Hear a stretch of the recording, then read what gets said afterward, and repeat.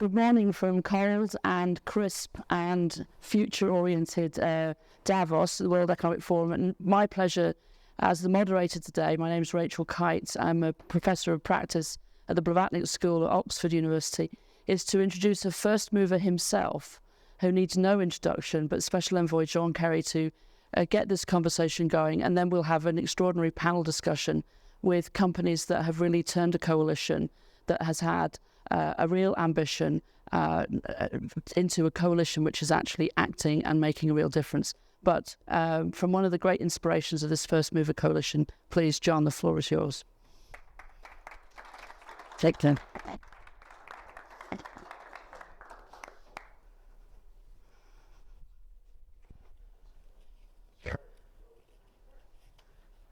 You went to us?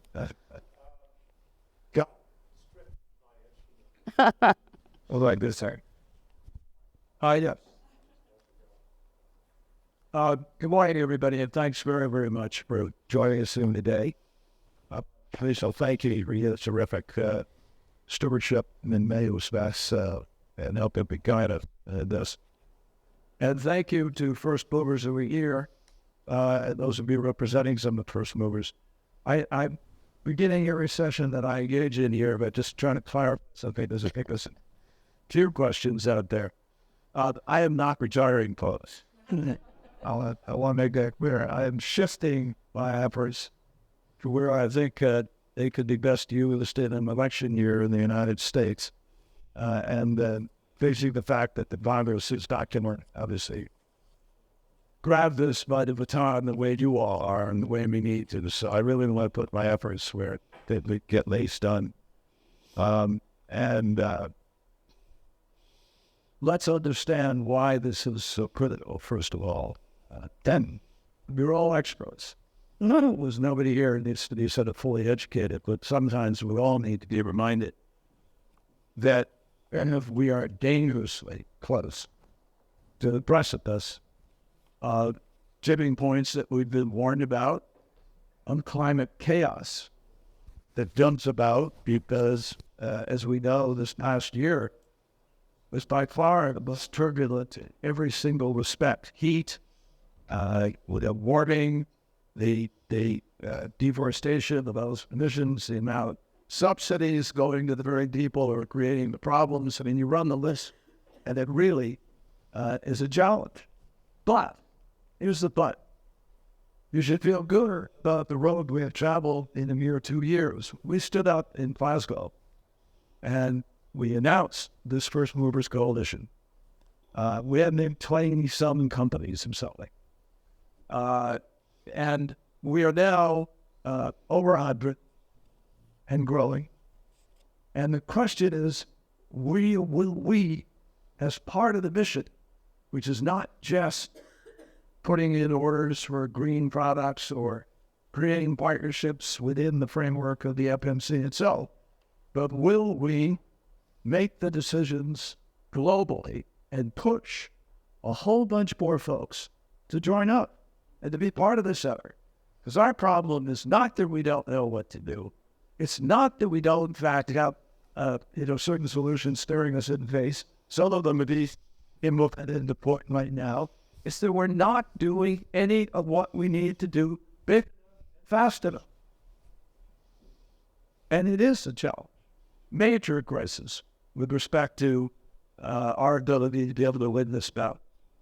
Now, money is critical to our ability to be able to do that. And here goes. I mean, I cannot thank enough the CEOs of First Mover Coalition companies who made the decisions that they're going to be leaders, that they're going to take their companies and do something that takes a little bit of explanation to your, you're publicly held, to your shareholders. And if you don't have to explain to them privately even, the people like families and otherwise who sometimes challenge the decision to spend a little more than you have to change your bottom line. But it is only by making that decision that we're going to be in a place where we get to accelerate this transition faster. Now, we tried to do our part. One of the reasons why I am comfortable saying I'm not going to lead our team into the next COP, is because I believe we had an historic buy. You buy it. I believe that the fact that we got 195 nations to sign off on language that says we will transition away from fossil fuels is historic. And it's not a freestanding sentence. It's a sentence that is modified by the phrase, in keeping with the science, which means 1.5 degrees is our North Star, and we have to keep pushing in that direction. It also says accelerating in this decade, and it also says in keeping with net zero by 2050, which means you have to meet a certain curve of production and be transparent and accountable in the public sector. So this is a major step forward. It's accompanied by other steps. It's accompanied by the fact that for the first time at a COP, there was a major devoted day to methane.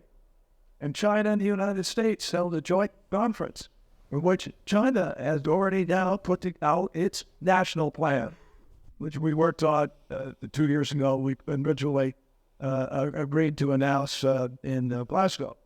And we all agreed that all greenhouse gases will now be part of the NDCs. Imagine that in the year 2023, methane wasn't even included in the NDCs of a whole host of countries. And if you add to what I just said, adaptation, initiative, and the way in which we're now going to move with respect to loss and damage, where we created something that a lot of people thought was a showstopper, a cop killer, and something that was going to prevent us from ever getting progress, well, guess what? We worked all summer, all through a series of meetings, 5 of them in the end, in order to be able to try to set ourselves up to get that done on the first day, so it didn't become a destructive and counterforce to everything else we needed to do. We won that bout. So we're now poised, folks, to really take this idea of a first mover coalition and run with it. And you saw in that video all the things that are able to be done now. So we are, I think, in the midst of one of those powerful examples of what we can do on the demand side to be able to affect the marketplace. And the fact is that what we've accomplished is really amazing. We've amassed over 110 out of about 100 members, 110 specific purchasing agreements from almost 100 companies. We have taken together all of this effort by the FMC represents about $16 billion of commitments that are being made. It's the largest private demand signal for clean technologies in history. And we're already seeing this demand is creating catalytic consequences within the other technologies. And when you pair the necessary policy work that, we've been doing on the supply side, the IRA, for instance, you have a combination that can change the marketplace much more rapidly than it would be otherwise. So what I'm really excited about is this entity, the FMC, is doing the innovative work in order to meet their 2030 purchasing agreements. It's happening. And the commitments that first mover companies have made are obviously fundamentally challenging, but they are commitments that will change the way that we procure our most basic goods: steel, aluminum, concrete, jet fuel, shipping industry. Together with the IMO that changed its rules this year, and the shipping industry, Yara, thank you, Maersk, thank you, MSC, thank you. You stepped up. And now I'm told that the entire shipping fleet will probably be turned over in the course of about 20 years to no carbon, zero carbon, low carbon sourcing. That's incredible when you think about where we were other than 2 years ago. So this is a great example of the way in which the marketplace can act responsibly. It's truly the upside, best side, if you will, of capitalism, which brags that it has the ability to be able to allocate capital more effectively than any other methodology. Well, this is proof really in the pudding that you can be responsible in ways way beyond what the normal marketplace is willing to accept. There are almost 100 offtake agreements, different from the commitments that are made, with innovative suppliers, and they're moving voluntary pledges to real, bankable contracts.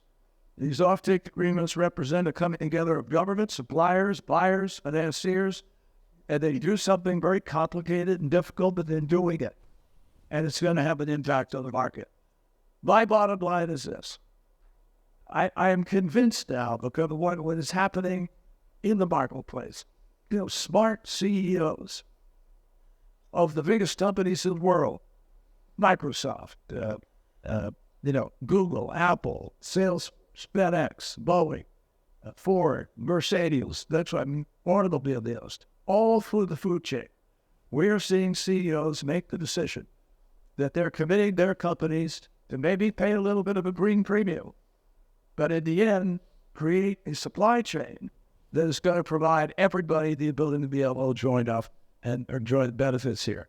So you're going to hear from a handful of our members today about how they are driving transformation through FMC commitments.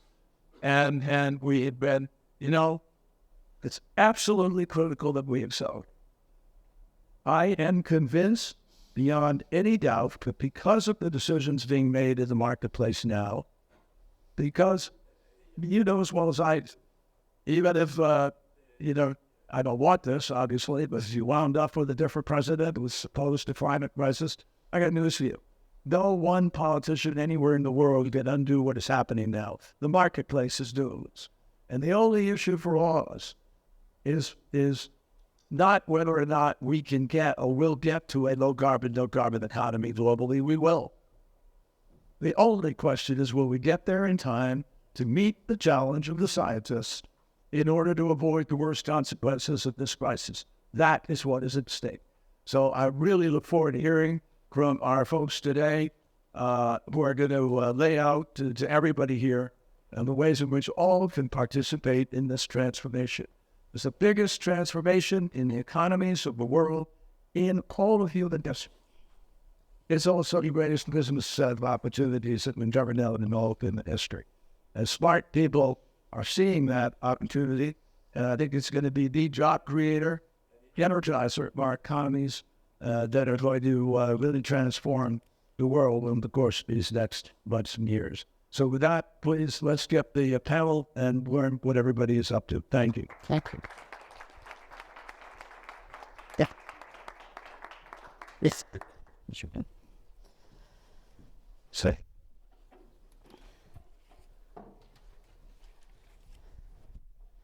Thank you. You do more cheap for what? Is this what sir? There we go. Thank you very much, Special Envoy Kerry John, if I may, and thank you for just shifting role a little bit. We continue to need your vision and enthusiasm. So, First Mover Coalition, a couple of years ago in Glasgow, started small and is now sending this extraordinary demand signal across all kinds of value chains in what used to be called hard-to-abate sectors. And so, first of all, I'd like to go to one of the early government members of the First Mover Coalition, to Minister Tan Leng, Second Minister for Trade and Industry. Singapore sits at the hub of global shipping, of logistics, transportation, etc. We're going to hear from CEOs who are doing extraordinary work along their value chains. What more could, on the public side, on the government side, what more could governments do to respond now to the demand signal that we're beginning to create across the economy? Thank you. First and foremost, all of you. Always enjoy listening to the special, advisor John's remarks and that sense of optimism that really sort of gives us a kind of gusto to move forward. I think that us to brief, we're very, very excited with the FMC kind of the movements moving forward. We believe that fundamentally government is really and can really perform the role of a catalyst and an enabler for many of these initiatives and driving systems that you're going to start.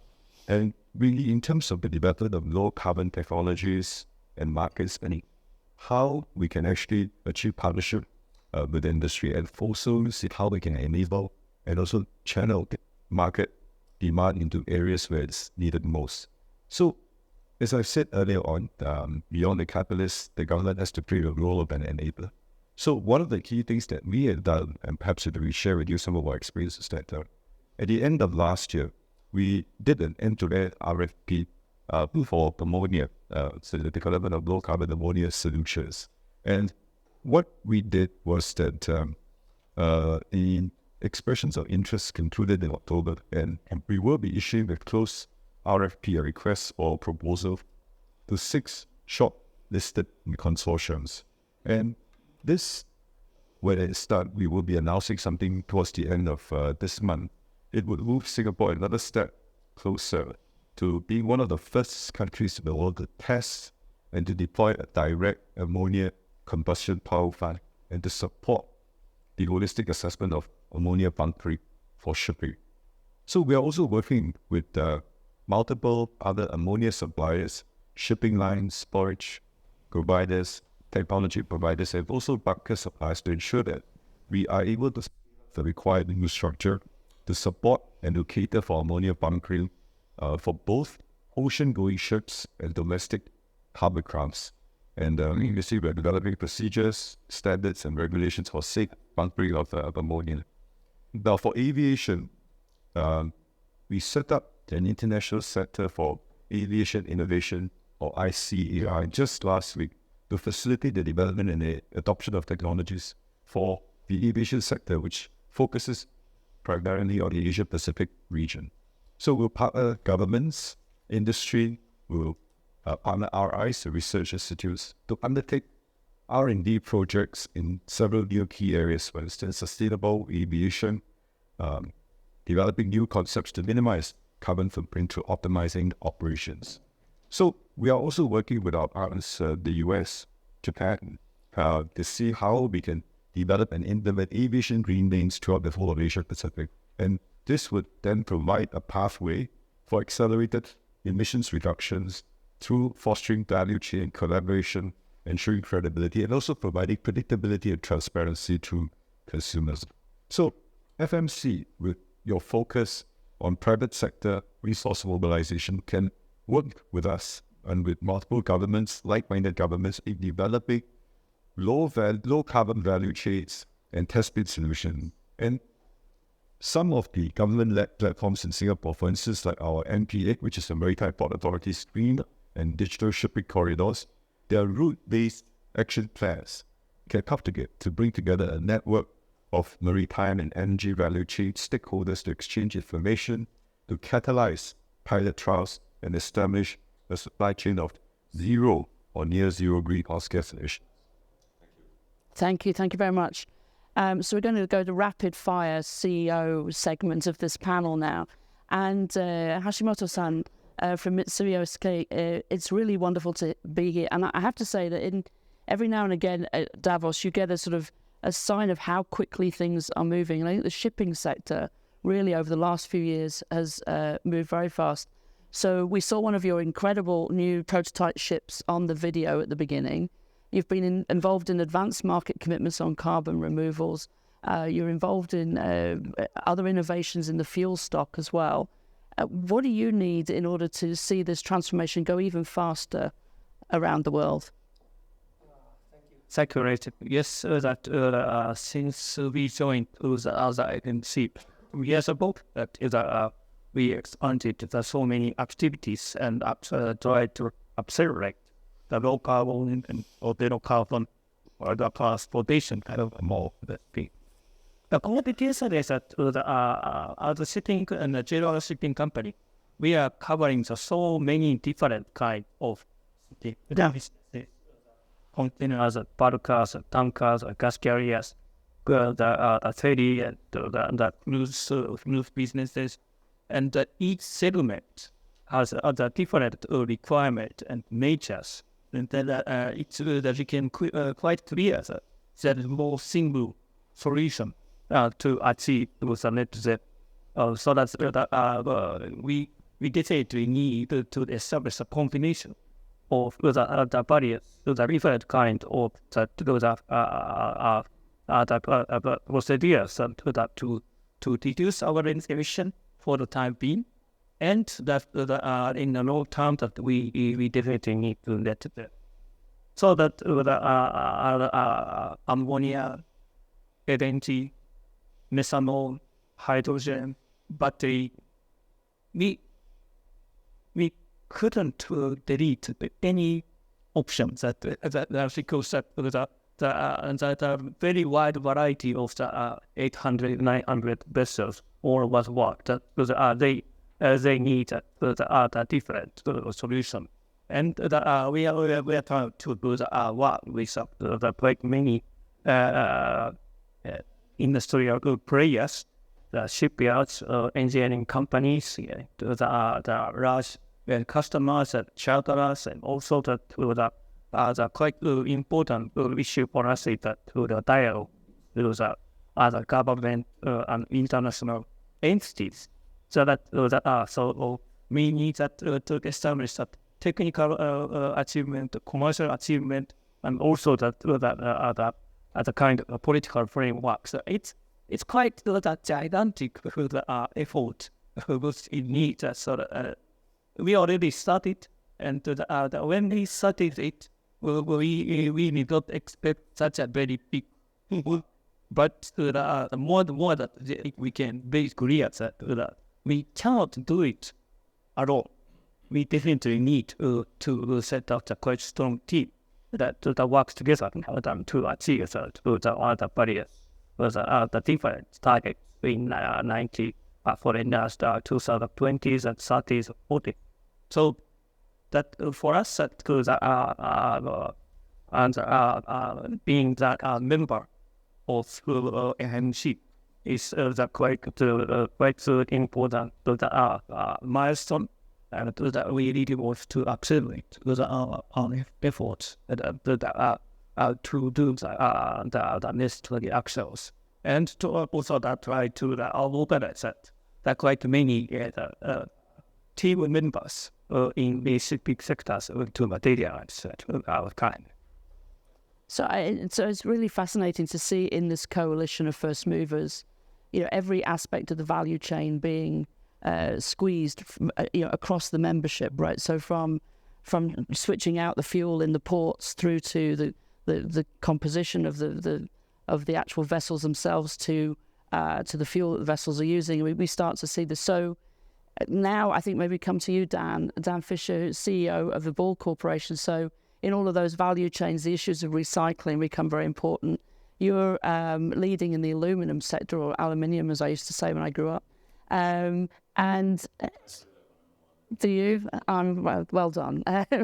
So what's interesting, I think, is that you're using advanced purchasing to sort of like pull things forward. So talk a little bit about the approach that you're taking and how you see these sort of value chain relationships panning out.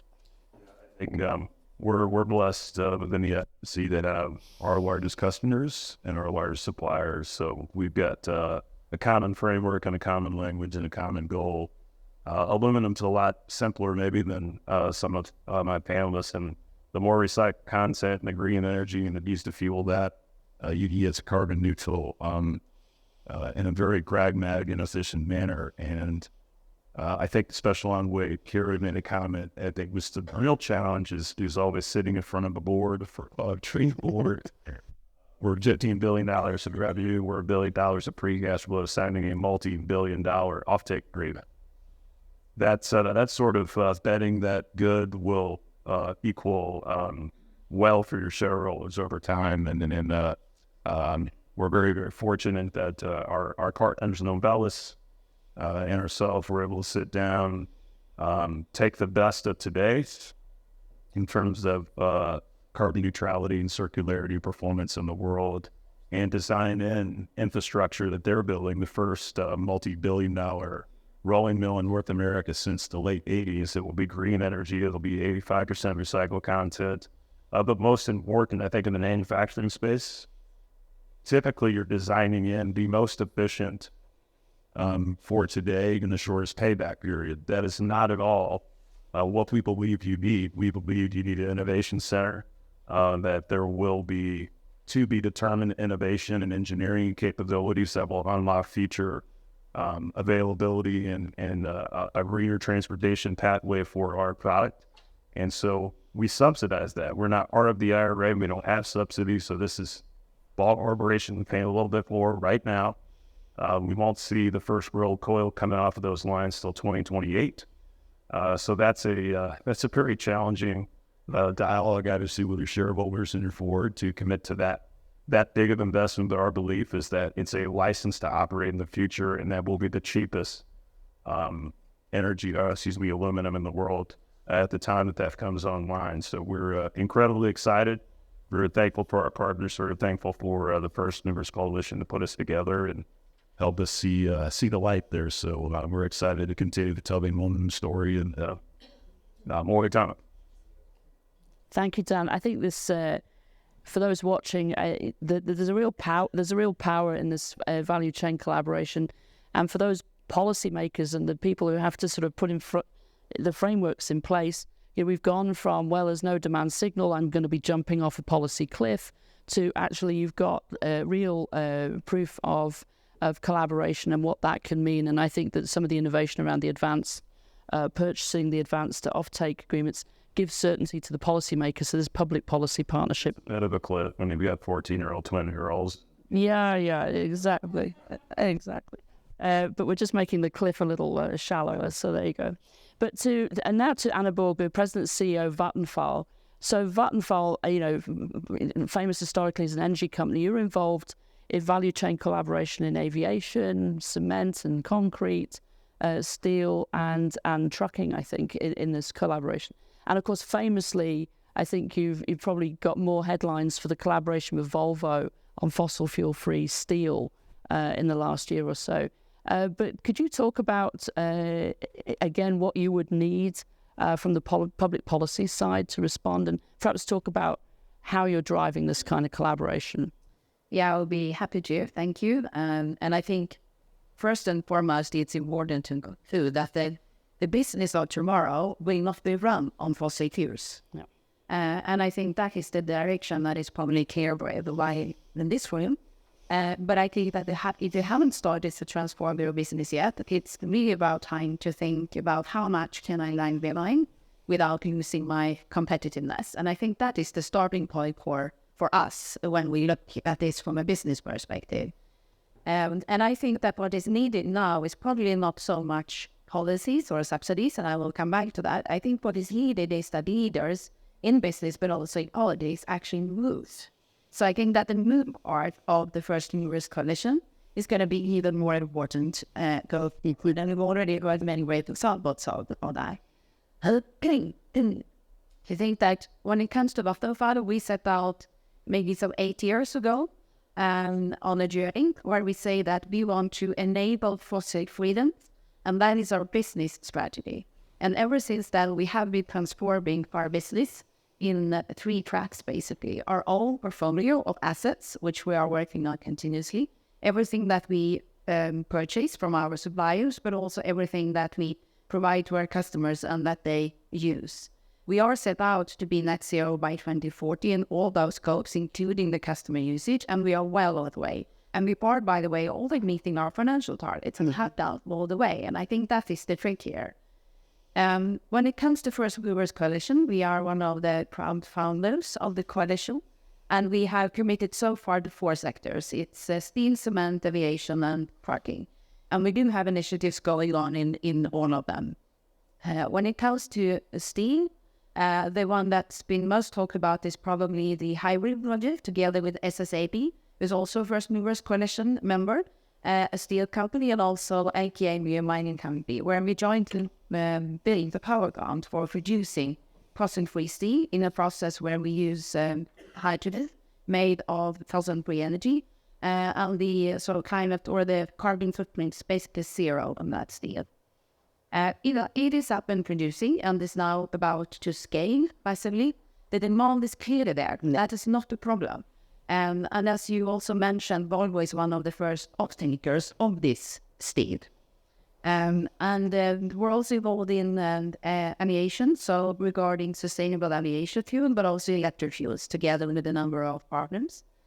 We're also doing integrated development with our clients when it comes to fueling their transformation with fossil-free energy, together with BASF, for example, or with Volvo, also outside this sort of hybrid project. We have a number of projects going on where we simply feel the energy that they need in order to make their transformation. I think that many of these basketball agreements mentioned within the coalition are extremely interesting and also a way of sort of fueling this transformation. And maybe just one recent example where I know that Amazon, who is the first Movers Coalition member, are buying trucks from Volvo, who is the first Movers Coalition member. Those trucks are electric and they are made up of fossil-free steel, produced by SSAB, who is the first Movers Coalition member, in this hybrid plant, where Vattenfall, who is the first Movers Coalition member, provide the green hydrogen and the electricity needed to produce that. And we clearly see the sort of business rationale in all these parts. So I think that this transformation is only in the beginning, and there are a lot of business opportunities out there to grab, but we should also be clear that, of course, there are challenges, and there will be obstacles, and there will be ups and downs, but that's why we are here. And so a job as business leaders to manage our businesses through that transformation and be successful also in the other end. And I think that First Mover Coalition is a great tool to do that in a business fashion. So is what you're all saying that there is a green premium, but that's not an obstacle, that's something that can be cleared? I think that the green premium is often exaggerated because you have to put it in relation to other things. If you take the steel, for example, the green premium in the beginning is estimated to be approximately 25%. But once the price for carbon emissions will increase, a relative difference between traditional steel and that will disappear. And I think if you translate that premium into what it means for an end consumer, and you put that fossil-free steel into a car that you and I will buy, the extra cost for the fossil-free steel in that car is equivalent to 2 USB sockets that you put into the car. I think it's doable. Yeah, that's right. Regulatory environment that is projected maintains itself, then it's not a premium. If you lapse those, it becomes a significant premium and a big risk in the future. So we just have to continue down the path to sustain what we call laid out. Governments have laid out, and then it's not a premium. No, and I think the best thing that governments and policymakers can make is not pouring subsidies into this, but rather de-risking the scaling of the technologies, because the capital is there to fund it. Well, let's go to the capital then. So, beautiful segue there. Thank you, Anna. So to Carlos Torres, chairman of BBVA, one of the first European banks, I think, to lead on sustainability and a member of the First Mover Coalition. So you're financing across the economy. What do you see as exciting from a financial perspective, from a banker's perspective, and what would you like to see from public policy in order to create this certainty going forward that would help? What we see is very exciting, and the stories we have heard really are building up an immense opportunity. We're here to finance. We're secondary actors. We're not the ones doing the emitting. We're not the ones that need to do the investment, but we're definitely the ones who can are supporting companies like yourselves in carrying out the projects. Certainly, the First Mover Coalition is helping closing the loop and de-risking the projects so that they can be easily backable, like Anna was saying. And that is all very exciting. But I would have a much more critical or complementary viewpoint from what you two just described as regards government policy. I think we're only scratching the surface. Secretary Kerry was mentioning earlier. We need to go faster. We need to accelerate. We need to get from first movers to all movers. And what I see is that direct policy is really challenging. The challenge. It's really not helping eliminate the green premiums, because there was a lot of ifs in what you described. So the carbon pricing and all. what I see is that there is excessive focus, or maybe at times sole focus on the supply side, as if the end user was not the ultimate reason why we're in this. And if we want to move from well-meaning companies that have strategic goals and are forward-looking and are first movers, we want to move from that to a widespread demand signal. We really need to change to a collective set of policies that are coherent, that are consistent, that get the job done. And we are far from that. Even at times, we see how policymakers succumb to short-term pressures to isolate, which is crazy, isolate the man from the consequences of the supply side policies. And it not need be antisocial to actually feel make consumers feel the signals. People balance. I think if we want not only to deploy faster the existing technologies that make sense, but also if we want to have sufficient investment in developing and scaling the technologies that we need to solve many of the hard-to-solve problems, the hard-to-evade sectors, that we need consumers to feel the signal. And yes, we can compensate those that are most affected by the transition. That's very compatible. But we really need to get our act together on the demand side. And certainly carbon pricing is an essential piece of the framework. And we're far from carbon pricing to be widespread. There's just so much of emissions that are today not taken into account. So again, our role is secondary. We're here to support. And we would love to see so much more happening if only we could get policymakers to adopt. So can I just push you a little bit? I mean, I think that's a very succinct analysis of the sort of short-termism, long-termism, demand-supply conundrum that we find ourselves in. But as a first-mover coalition, a global first-mover coalition, how can the private sector lean into those politicians who are simply looking at the polling data with a misinterpretation of what's actually going to serve their people better over the long run? I mean, is there anything more that business can say? I mean, I don't want to use the word lobby, but I mean, how does the advocacy become effective?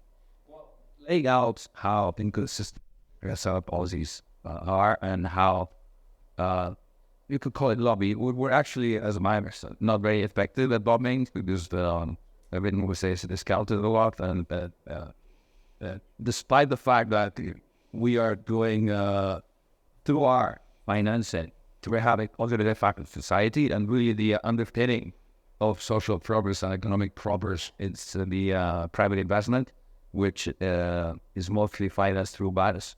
Despite that being the reality, we're not heard much in space, and maybe others and other FMC leaders could have more success.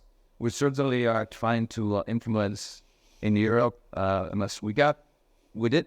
It's not all negative, don't get me wrong. It's just, we have a lot of good things going. Carbon mechanism, for example, is a good example, but we're just not doing enough. We just need to step it up.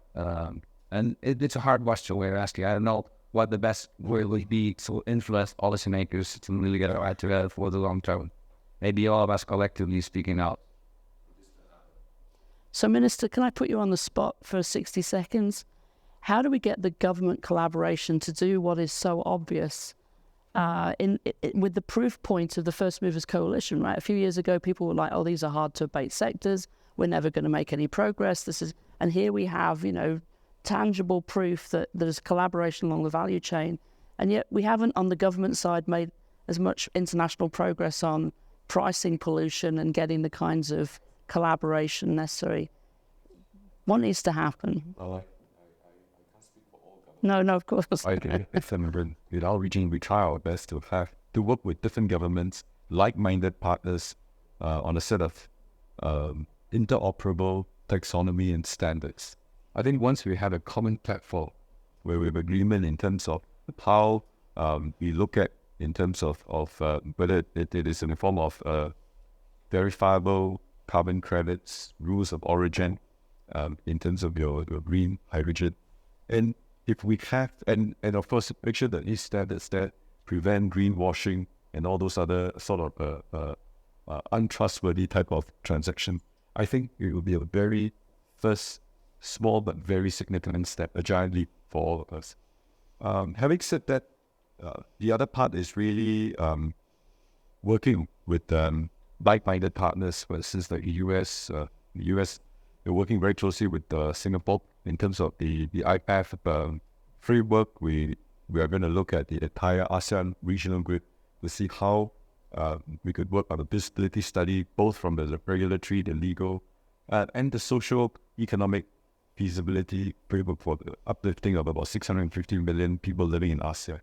So those are small steps, but they are actually, each step is a very significant milestone. And I think we need to accelerate that. A lot of times you'll find that in terms of governments, continuity of the government, of course, is also very important. That consistency in terms of making sure the trust has been built can actually bring us a lot further. To your point about the carbon premium, we started imposing carbon tax last year. It's a ratchet up. I think we're one of the first countries in our region to do so. Yeah. It's a very bold step. But we have committed to making sure that whatever premiums we collect from the carbon tax itself is plowed back into the development of renewable energy, research into low carbon energy research, and so on and so forth. So I'm going to wrap up now. Thank you so much. I mean, the takeaway from this, especially in a year where government continuity is on the ballot for more people than not on the planet, that it can be done. There's no doubt that we can build an economy that can operate at a low or zero carbon. There's no doubt that we can do that with smart public policy to make it equitable and fair. The question is, can we go faster to meet the science, as Envoy Kerry said? So from Davos, thank you very much. First movers, ladies and gentlemen. Yes. Usually I'm so overscheduled by that. But listening to this, I got to tell you, folks, you guys really are heroic. And Dan, I'll tell you, I'm confident that the whole corporation with Pepsi, Coca-Cola, their members, and you guys made a profit. But the reality is you can do this and it's good business. But if we don't do it, we're going to pay much higher premiums, much higher price. Everything will cost more. Food chain, the economic food chain will be completely disrupted. There'll be chaos in the marketplace, it says.